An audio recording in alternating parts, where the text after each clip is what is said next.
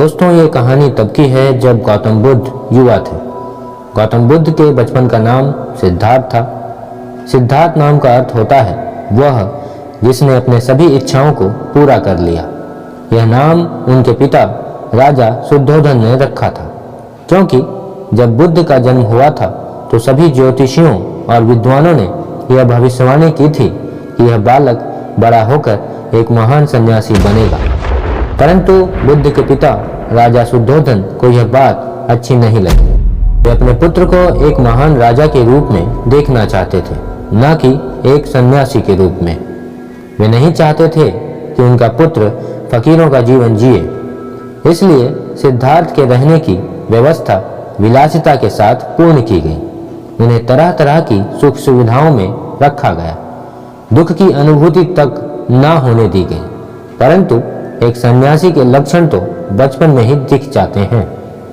वे बचपन से ही शांत और सरल स्वभाव के थे। दया और करुणा तो उनके मन में कूट कूट कर भरी थी।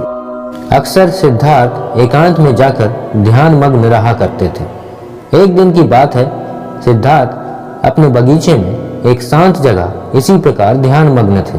तभी एक घायल हंस उनके सामने आ गिरा, जिससे उनका ध्यान भंग हो गया। जब उन्होंने अपनी आंखें खोली तो देखा कि सामने एक सफेद हंस तीर के वार से बुरी तरह घायल पड़ा तड़प रहा है। उसे देखते ही सिद्धार्थ का मन द्रवित हो उठा और उन्होंने उसे तुरंत उठा लिया। धीरे धीरे वे हंस को सहलाने लगे और फिर पास के सरोवर में जाकर उसका घाव धोकर उसके शरीर से धीरे से तीर को निकाला। तीर निकालते ही वह हंस दर्द से तड़प उठा।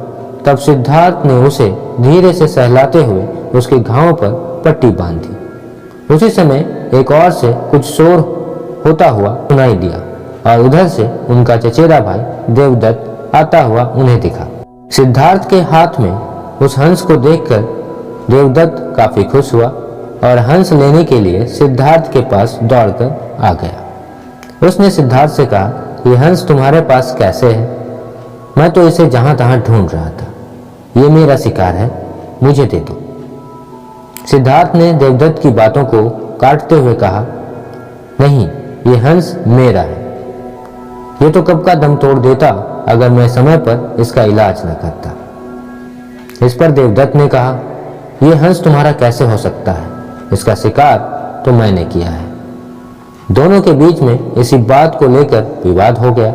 अतः दोनों भाई इस विवाद को हल करने के लिए महाराज के सामने जा पहुंचे। महाराज शुद्धोधन ने विचार करके कहा, चूंकि ये हंस देवदत्त का शिकार है, इसलिए इस पर पहला अधिकार देखा जाए तो देवदत्त का है। परंतु सिद्धार्थ ने इसकी जान बचाई है और मारने वाले से बड़ा बचाने वाला होता है, इसलिए यह हंस सिद्धार्थ का हुआ।